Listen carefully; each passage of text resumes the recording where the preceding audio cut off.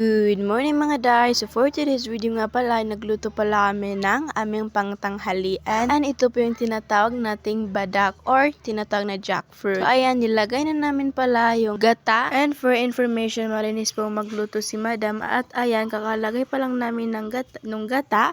At ayan, iwan ko kung anong ang ginagawa niya. So ayan, nilagay na nga namin. And ayan na nga. So sobrang milky po niya. So after po natin may lagay yung gata, ay hintayin po natin na kumulo. So ayan, hinahalo-halo nga niya para daw mag-mix daw yung gata dyan sa badak. Nilagyan nga namin ng asin para magbalanse yung lasa niya. So pagkatapos po namin magluto ng badak, ay ayan, magpapreto na naman kami ng dilis. And kaunti lang po yung papreto namin dahil kami lang po ni madam ang kakain for today's video. So ayan, and makikita niyo, mabibilang niyo talaga lang po yung pinreto namin. And kung alam niyo lang, ako po yung mas madami yung makakain dyan kaysa po kay madam. So ayan, piniprito-prito po nga namin at hinintay po namin na medyo minit-init pa nga yung kawali. And yes, mali po yung pagkalagay namin dahil nilagay po na namin bago po uminit yung kawali. So ayun, nahalo-halo na nga namin dahil medyo nang umiinit. So ayan, halo tayo ng halo para hindi masunog. At ayun na nga, medyo nga namin pinaliit yung lakas ng apoy niya para hindi naman daw masunog. So ayan na nga, hinahalo at hinahalo na nga ni madam. Nag-break muna nga ako at ayun, uminom pala ako na malamig na tubig. May ice po yan, no? Ayan, kasi wala po kaming refrigerator. So ayan na nga, kakatapos ko lang pala uminom ng ating malamig na tubig. At ayan, luto na pala yung ating badak. At ayan, kaunti pong isda. At hindi ko po alam kung anong klaseng isda ba yan.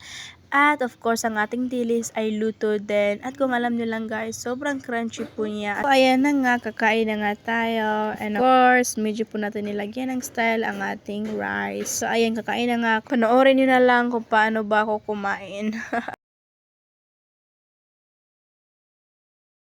Fast forward, so ayan na pala. Kakatapos ko lang pala kumain at kung alam nila, sobrang sarap po ng aking kinain and of course ang ating dilis. Sobrang crunchy po ng ating dilis. So that's all for today. Thank you guys for watching.